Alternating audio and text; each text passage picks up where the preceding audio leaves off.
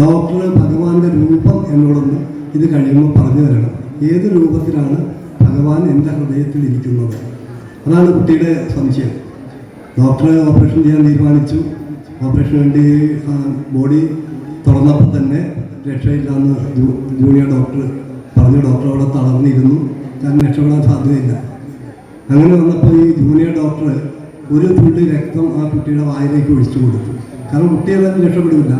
വെള്ളം കുടിക്കുന്നതിന് പോലെ ഒരു ബ്ലഡ് വെറുതെ ഒഴിച്ചു കൊടുത്തപ്പോൾ ആ ഹാർട്ട് മിടിക്കുന്നതായിട്ട് തോന്നുന്നു.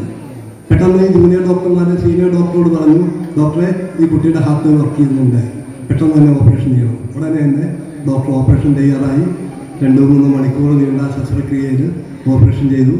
ആ ഓപ്പറേഷൻ സക്സസ് ആയി. കുട്ടി ഇനി ഒരു 60 വയസ്സ് വരെ കുട്ടി ജീവിച്ചിരിക്കുമെന്ന് ഉറപ്പും ഡോക്ടർ കൊടുത്തു. പക്ഷേ ഇതെല്ലാം കഴിഞ്ഞ് 5-8 മാസം കഴിഞ്ഞപ്പോൾ ഈ കുട്ടി ഡോക്ടറെ അമ്മയോട് പറഞ്ഞു ഡോക്ടറെ കാണാൻ പോവുകയാണ്. ആ സമയത്ത് കുട്ടി ഡോക്ടറോട് ചോദിച്ചു, ഞാൻ അന്ന് പറഞ്ഞ കാര്യത്തിന് ഡോക്ടർ എന്നോട് ഉത്തരം പറഞ്ഞിരുന്നു എന്ന് വെച്ചു. ആ ഉത്തരം പറയാൻ ഡോക്ടർക്ക് ബുദ്ധിമുട്ട്. അപ്പോൾ ഡോക്ടർ പറഞ്ഞാൽ ഒരു ദിവസം കൂടി കഴിഞ്ഞിട്ട് ഉത്തരം പറയാമെന്നാണ്.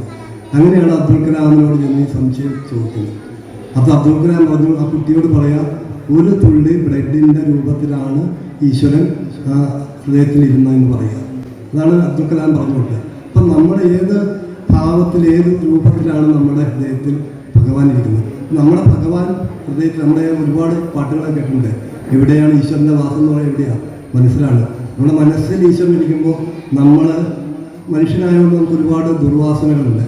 മറ്റുള്ളവർ നമ്മളെ കുറിച്ച് പറയുമ്പോൾ നമുക്ക് തോന്നും നമ്മളെക്കുറിച്ച് അവൻ അങ്ങനെ പറഞ്ഞില്ലേ, അവനോട് രണ്ട് ചോദിച്ചിട്ട് കാര്യം.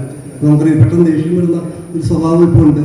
മനുഷ്യർക്കെല്ലാം പെട്ടെന്ന് ദേഷ്യം വരുന്ന ആ സമയത്ത് ഭഗവത് ചിന്തകളുണ്ടെങ്കിൽ അതൊക്കെ പോട്ടെ, അവൻ പറഞ്ഞോട്ടെ, അവനങ്ങനെയൊക്കെ പറഞ്ഞു കൊടുത്തോട്ടെ, എനിക്കൊരു കുഴപ്പമില്ല, എനിക്കിതൊന്നും ബാധകമല്ല എന്ന് തോന്നണമെങ്കിൽ സ്ഥിരമായി ഭഗവാന്റെ ഒരു വിശ്വാസം ഉണ്ടായിരിക്കും. കുട്ടികളെ നമ്മൾ ചെറുപ്പത്തിലെ ആ വിശ്വാസം ഈശ്വരൻ മനസ്സിലാണ്.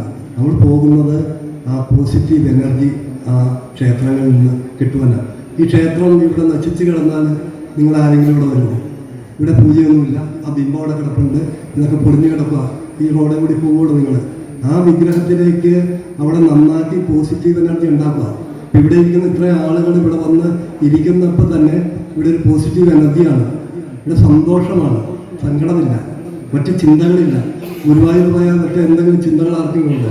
ഗുരുവായൂരിൽ നിന്ന് പോകുന്ന വീട്ടിലെ ചിന്തയിൽ ഒന്നുമില്ല. ക്ഷേത്രങ്ങളിൽ പോയിരിക്കുമ്പോൾ അവിടെ സന്തോഷത്തിൻ്റെ അന്തരീക്ഷം ഉണ്ടാകുമ്പോൾ അവിടെ പോസിറ്റീവ് എനർജി എന്ന് പറയും. അവിടെ ദീപങ്ങൾ, അവിടെ അതുപോലെ പൂജകളൊക്കെ ചെയ്യുമ്പോൾ എനർജി കൂടുകയാണ്. ആ എനർജി നമ്മളിലേക്ക് വരുമ്പോൾ നമ്മുടെ മനസ്സ് ശക്തമാവുക. ഞാൻ വിചാരിക്കുന്ന കാര്യം നടക്കും എന്നൊരു തോന്നൽ. അതാണ് നമ്മൾ ഓരോ ദിവസവും നമ്മളെ കൊണ്ടു നടക്കുന്നത്. നമ്മുടെ പോസിറ്റീവ് ചിന്താഗതിയാണ്. എല്ലാ ദിവസവും രാവിലെ ക്ഷേത്രങ്ങളിൽ രാവിലെ തന്നെ വരണം. പലരും എല്ലാ പണിയൊക്കെ കഴിഞ്ഞിട്ട് പതുക്കെ ക്ഷേത്രത്തിൽ രാവിലെ വരുമ്പോൾ പോസിറ്റീവ് എനർജി നിറഞ്ഞിരിക്കും. നിങ്ങൾക്കൊരു 5 മണിക്ക് 5:30 ഇവിടെ 6 മണിക്കെങ്കിലുമൊക്കെ ക്ഷേത്രങ്ങളിൽ എല്ലാ ദിവസവും എത്താൻ കഴിയുന്നു. ഓം നമോ ഭഗവതേ വാസുദേവായ, ഓം നമോ നാരായണ എന്ന് മാത്രം ചൊല്ലിയാൽ മതി. നാമം മാത്രം ചൊല്ലിയാൽ മതി. എന്തെങ്കിലും പുഷ്പങ്ങൾ കൊടുക്കാൻ പറ്റുമെങ്കിൽ അത് കൊടുക്കുക. പിന്നെ വഴിപാടുകളൊക്കെ നമ്മൾ ചെയ്യുന്നത് ഈ ക്ഷേത്രങ്ങൾ നിലനിൽക്കണം അല്ലേ? ഇവിടെ ഇപ്പോൾ ഒരു അന്നദാന മണ്ഡപമുണ്ട്, ഇവിടെ ഒരു ഹോളുണ്ട്, ഇവിടെ ഹോളുണ്ട്. ഇവിടെ മഴക്കാലത്താണെങ്കിൽ പ്രഭാഷണം പറയാൻ പറ്റും, ഭക്ഷണം കഴിക്കാൻ, അതൊക്കെ ആവശ്യമാണ്. ക്ഷേത്രം അത് നമ്മുടെ ക്ഷേത്രങ്ങൾ കലകളുടെ കേന്ദ്രങ്ങളാണ്. അപ്പം അത് നിലനിർത്തണം. അത് നമ്മുടെ പൈതൃകങ്ങളാണ്. അത് സംരക്ഷിച്ചേ മതിയാവും. അതിന് നമ്മൾ കിട്ടുന്ന നമുക്കിപ്പോൾ നമ്മൾ ഒരുപാട് പൈസ വെറുതെ കളയുന്നുണ്ട് അല്ലേ? അപ്പോൾ ഇവിടുന്ന് നമ്മൾ പോയി അടുത്ത ഹോട്ടലിൽ കയറി 500-1000 രൂപയാണ് ബില്ല് വരുന്നത്. ഒരു വീതം അമ്പലത്തിലേക്ക് കൂടി കൊടുക്കുക. ആ ക്ഷേത്രങ്ങളൊക്കെ നിലനിന്ന് പോകണ്ടേ? നമ്മളൊരു ദിവസത്തെ ഭക്ഷണം കഴിക്കുന്നതിന് കുറച്ച് പൈസ മാറ്റി വയ്ക്കുക, ക്ഷേത്രങ്ങൾ കൊടുക്കുക. നമ്മൾ കിട്ടുന്നതിനും വെച്ചാൽ നമുക്ക് വീണ്ടും കൂടും. ഭഗവാൻ എങ്ങനെയാണെന്ന് വെച്ചാൽ നമ്മൾ 10 കൊടുത്താൽ 100 കിട്ടുമെന്ന് പറയുന്നത് നമ്മുടെ മനസ്സിലാണ്. ഈ പ്രതിസന്ധി ഘട്ടങ്ങൾ വരുമ്പോൾ നമ്മൾ ആ പ്രതിസന്ധികളെ മറികടക്കാൻ ഈശ്വര ചിന്ത മാത്രമേ ഉള്ളൂ. എന്തുകൊണ്ട് ആത്മഹത്യകൾ ചെയ്യുന്നത്? എന്താണ് ഇറങ്ങിപ്പോകുന്നത്? അവിടെ മനസ്സിനെ പിടിച്ചു നിർത്താൻ പറ്റുന്നില്ല. ആ മനസ്സിനെ പിടിച്ചു നിർത്താൻ ഭഗവാൻ എൻ്റെ കൂടെ ഉണ്ട്, എനിക്കൊന്നും സംഭവിക്കുകയില്ല എന്ന് വിചാരിച്ചാൽ നാളെ നമ്മൾ അത് മാറി നമുക്ക് നല്ല സ്ഥിതി വരും. ഇന്നത്തെ സ്ഥിതിയാവില്ല നാളത്തെ സ്ഥിതിയാവില്ല മറ്റൊന്ന്. അത് ജീവിത അനുഭവങ്ങളുണ്ട്. ആ അനുഭവങ്ങളൊക്കെ ഇവിടെ പറയാൻ സാധിച്ചു. ഇവിടെ ഈ സമയത്ത് പ്രഭാഷണം എന്ന് പറയാൻ പറ്റില്ല. എന്തെങ്കിലുമൊക്കെ ഭഗവാനെ കുറിച്ച് പറയാൻ സാധിച്ചത് അത് വലിയൊരു പുണ്യമായിട്ട് കഴിഞ്ഞു, എൻ്റെ ഒരു നിയോഗമായിട്ട് കരുതുകയാണ് ഞാൻ. കാരണം യാദൃശ്യമായിട്ടാണ് നമ്മുടെ പ്രകാശനെ ഞാൻ കാണുന്നതും ഇവിടെ വരാൻ എനിക്കൊരു അവസരം തന്നതുമൊക്കെ യാദൃശ്യമാണ്. ബിസിനസ്സിലേക്ക് തിരക്കിനിടയിലും ഈ ഭഗവാന്റെ കഥ പറയാൻ ഇവിടെ വന്നിരിക്കാൻ എനിക്ക് ഭഗവാന്റെ അനുഗ്രഹം തന്നെയാണ്.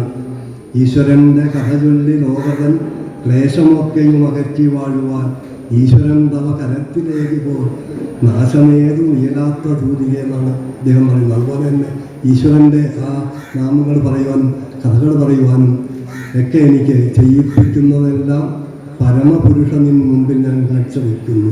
എന്നെക്കൊണ്ട് ഇതൊക്കെ ചെയ്യിപ്പിക്കുന്നത് ഭഗവാനാണ്. അതുകൊണ്ട് ഞാനിവിടെ തെറ്റുകൾ പറഞ്ഞിട്ടുണ്ട്, എൻ്റെ അറിവില്ലായ്മ കൊണ്ട് വല്ലതും പറഞ്ഞിട്ടുണ്ട്. അതെല്ലാം പുറത്ത് എല്ലാവർക്കും ഗുരുവായൂരപ്പൻ്റെ അനുഗ്രഹം ഉണ്ടാകട്ടെ എന്ന് പ്രാർത്ഥിക്കുന്നു.